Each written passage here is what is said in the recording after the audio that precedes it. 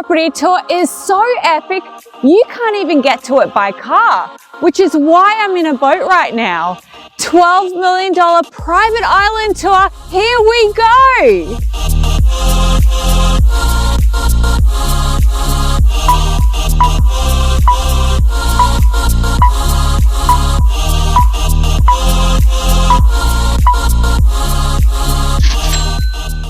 Welcome to 126 Strum Island Way, officially known as Strum Island, a true one of one, spanning almost 10 acres. It is currently the most expensive residential property listing in Nova Scotia.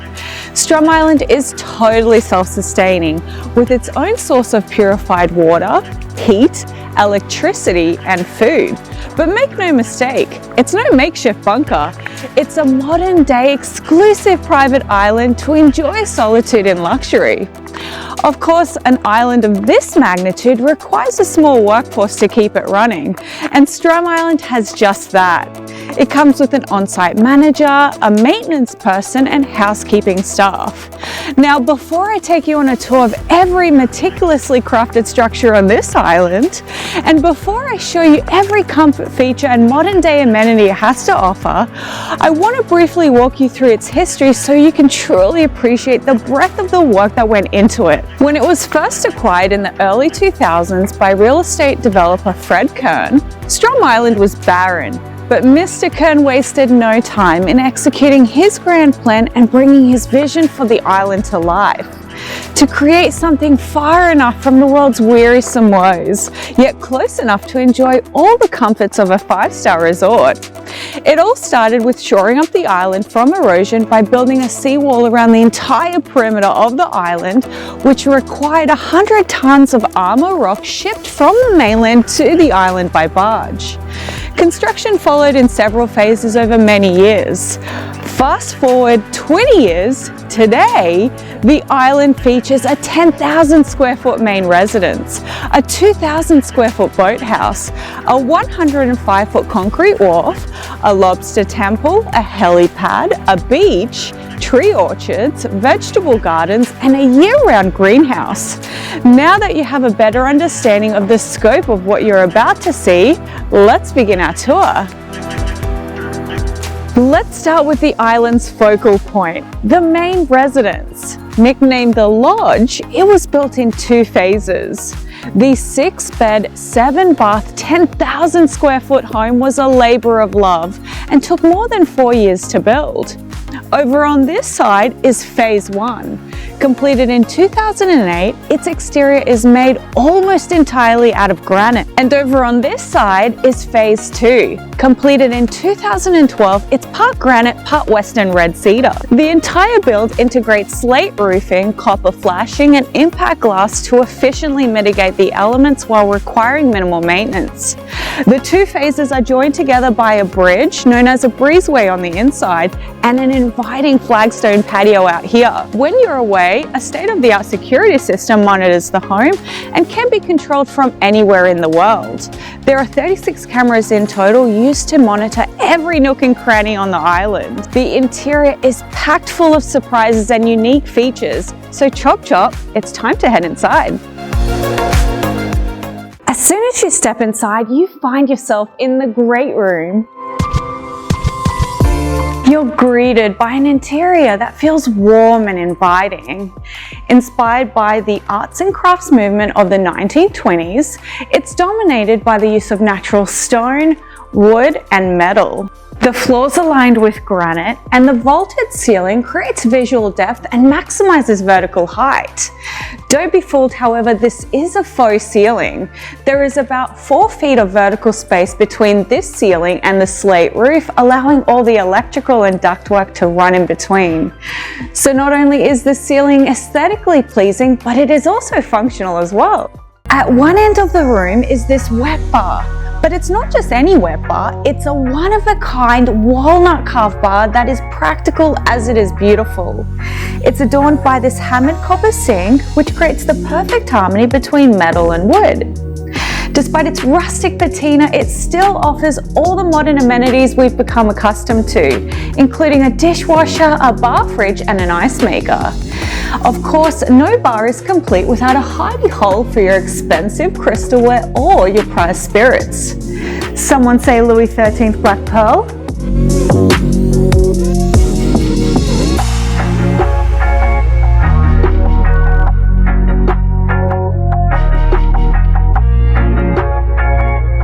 At the other end of the room is this lodge-like walk-in wood-burning fireplace with a granite wall feature and surround sourced from a local quarry here in Nova Scotia.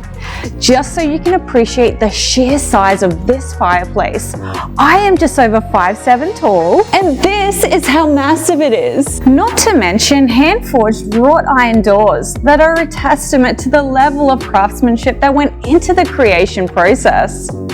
The Tiffany style lamps complement the space marvelously, creating the perfect ambience. And over here, a plethora of French doors open onto a massive balcony with wrought iron railings, an overhead pergola, and breathtaking views of the ocean.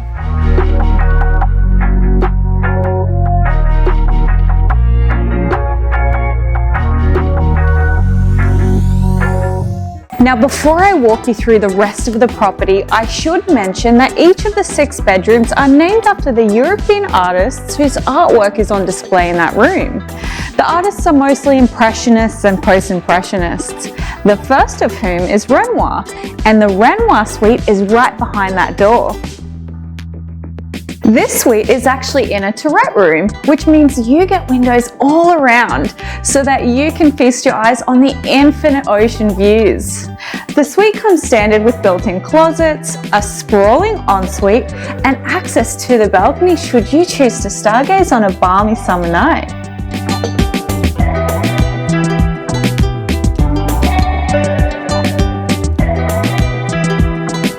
The entire lower level is collectively known as the Van Gogh Suite. It boasts a wood-burning fireplace and 2 bedrooms, each with its own ensuite and walk-in closet. From here, you can walk out onto a covered terrace overlooking greenery and the beach.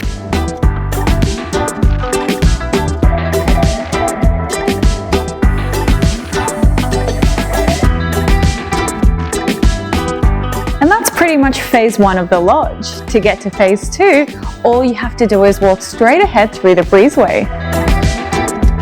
Once you cross the breezeway, you're greeted by the wine room, a quaint space where you can unwind with a glass of wine in hand. It features built-in cabinetry with integrated wine racks and a bar fridge. From here, access is provided to the upper and lower floors through staircases neatly tucked away behind here. We'll be back to explore those floors, but for now, let's go see the rest of this floor. Welcome to the kitchen and dining area. This huge open concept space features limestone floors, vaulted ceilings with exposed beams, wood furnishings, and in-floor heating throughout. This dining room satisfies the entertainment needs of both smaller, more intimate gatherings as well as large social events, with its 12-seat dining table and its expansive servery. And when the weather is nice, you can take your dinner party outside through these doors onto an expansive terrace with breathtaking views for some alfresco dining.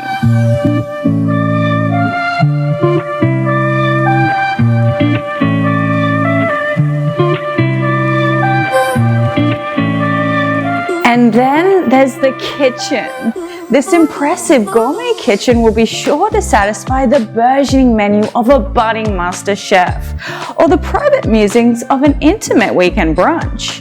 The cherry wood cabinets are accentuated by dark subway tile backsplash, countertops made of stone sourced from Norway, and farmhouse sinks. You get a dedicated coffee bar that will be sure to appease all your coffee cravings. A 2-tier island with a breakfast bar, a large center island with a raised platform, and a food pantry. From here, you can exit the kitchen and make your way outside to the lobster temple. But I won't get into that just yet. You'll just have to wait, all in good time. When it comes to appliances, this kitchen is on another level. In addition to the standard appliances, it has not one, not two, but 3 dishwashers, an ice maker, a trash compactor, an industrial range hood, and a wood-burning oven to bake pizza or buns.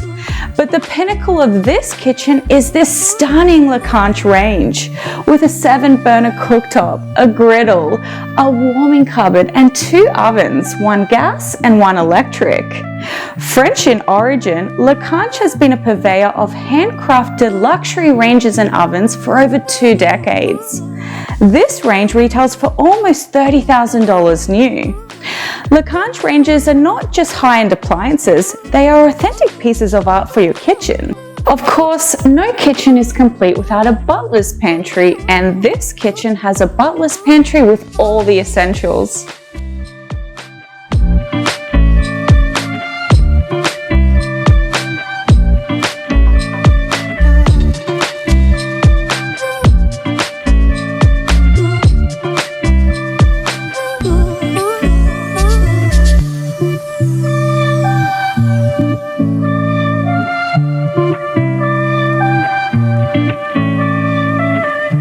There's one final room on this floor, and that is this media room. It's equipped with a Sonos home theatre system and furnished with 9 power reclining theatre seats. And that's pretty much the main floor. There are 2 more suites downstairs, the Cézanne suite and the Monet suite. Each suite features bay windows, walk-in closets, and ensuite bathrooms bathed in marble. But the Monet suite is a little more special for 3 reasons.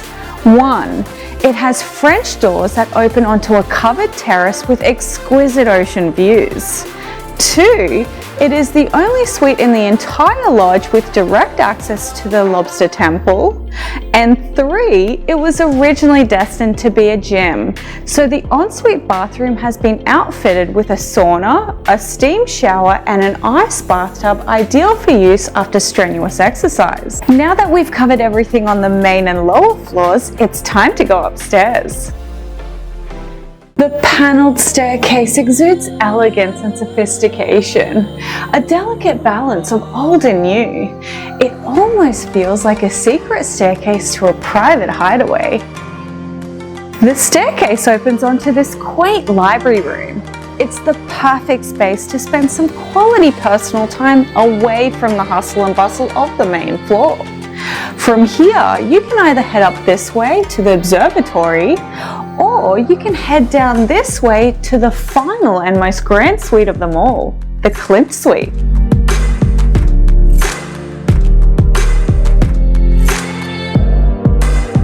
The Klimt suite is subtle and understated. It has a rustic patina with a modern twist. See what I mean? Contrary to all the other suites, the Klimt is the only suite to have a balcony on the opposite side of the lodge, giving it complete privacy. Not to mention this delightful mini library. You just grab a book and go out onto the balcony for some light reading.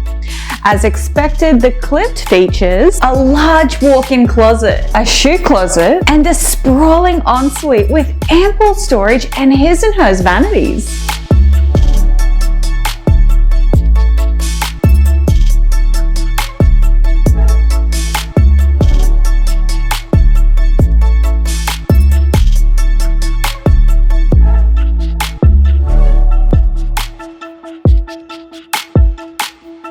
And now, the final floor, which also happens to be my favorite one of them all, the observation tower.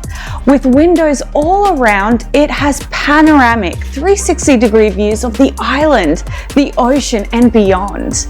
Creature comforts include a wet bar with a bar fridge, a workspace, and a balcony so that you can take in the views all while enjoying the rarefied air up here.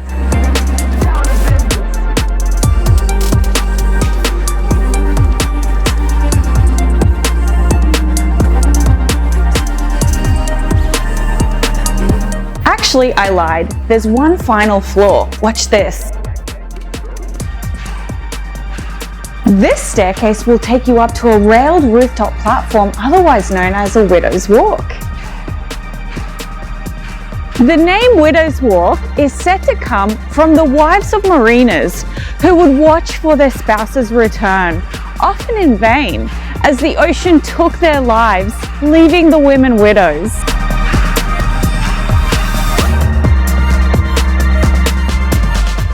And that's pretty much the lodge at Strum Island. Did I mention that if you don't have $12 million sitting around, you can actually book the lodge as a vacation getaway for $6,500 a night. And as you just saw, it can accommodate up to 12 people. Wondering how you can book it? Hurry, click the link above to book your Strum Island vacation getaway. Now, I've been harping on quite a bit about the Lobster Temple, and the time has come for you to see it and for me to experience it. Wondering what it is? It's exactly as it sounds. A 1,000 square foot building structure dedicated to cooking and eating lobster. Hey Anthony. Hey Diana. Anthony is the on-site manager for the island and your go-to guy for anything you need while you're here. He's actually cooking a lobster feast for us, which I'm very much looking forward to. So Anthony, tell us what makes the Lobster Temple ideal for cooking and eating lobster? The Lobster Temple has this large fireplace with a cooking arm, so we boil our lobster right over the open fire.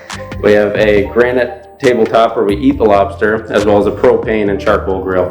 And with that, the lobster's ready to go. Awesome. Well, I guess it's time to feast.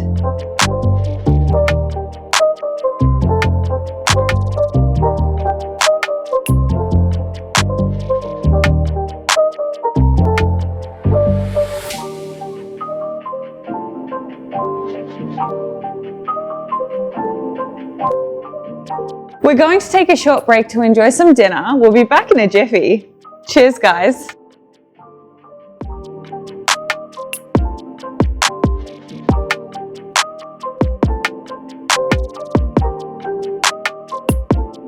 Dinner was amazing. I lost track of time talking to everyone about everything Strum Island has to offer. By then it was already late in the evening. So here we are. Let's pick up right where we left off. There's a lot more island to see, so strap yourself in. A lot more surprises coming your way. Now, do you remember the produce served at the dinner table last night? Well, it actually came right from this island. Fruit is harvested from the apple, pear and cherry trees here in the orchards. There is also a vegetable garden where annuals and seasonals are grown, including arugula, kale, cayenne pepper, cauliflower, zucchini, and the list goes on. Not to mention the berry garden, your go-to place for your daily dose of fresh blueberries, strawberries, and grapes. You're probably wondering how the gardens nourish during the harsh Nova Scotia winters. The simple answer is the plants start life here at the Strum Island greenhouse, which shields them during the planting season before they are moved outside into the gardens. The greenhouse has its own heat source which keeps the plants warm. There is also an apple cider press to make apple cider, as well as a dehydrator to make jams from fresh fruit. A short walk up the hill from the main house is this helipad for those of you looking to arrive expeditiously and in style. And across from the helipad is the Rose Hut. Built from gorgeous eastern white cedar, the Rose Hut is considered the island's getaway. It has gorgeous panoramic views of Mahone Bay and comes with a fireplace and a daybed for utmost relaxation. It also has a two-tier deck that comes equipped with a wood fire cedar hot tub. And for those sun-kissed summer months, spend your days on this sandy beach to get your daily dose of vitamin D while you feast your eyes on the sailboats passing by. The beach, of course, comes with a cozy beach hut with a wood-burning fireplace, an awning, and a patio. It serves as a shelter as well as a private changing area to get in and out of your swimming attire. Then there's the Boathouse. It started life as a space designed to house boats. Since then, it has been tastefully converted into a delightful, picturesque two-story cottage. On the main level is a dining area, a fully equipped kitchen, and a living area with a sofa. The second floor houses another living area with a fireplace and a conspicuously hidden Murphy bed for extra accommodations. There is also a full bedroom and 2 full bathrooms on this floor as well. But what I really love about the second floor is the natural pine finishes on the walls and ceilings and the pre-finished bamboo flooring, giving it a true cottagey feel.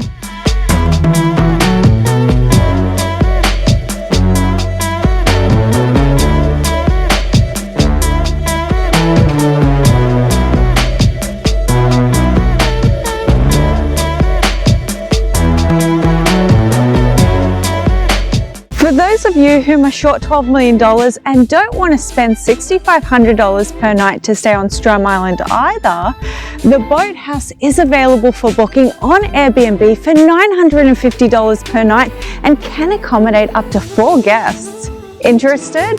Click the link above to book your budget-friendly Strum Island getaway. And finally, a stone's throw away is this 105-foot concrete wharf designed to withstand ice impacts. It's equipped with a boat lift that has a 12,000-pound capacity. There's also a slipway to get your boat in and out of the water with ease. And during the summer, you can take advantage of a 32-foot floating dock with slips to park your boat.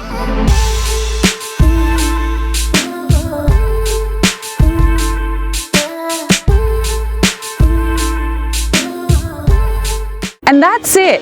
That is Strum Island at 126 Strum Island Way, an exclusive, true one-of-one private island in the heart of Mahone Bay, Canada's Martha's Vineyard.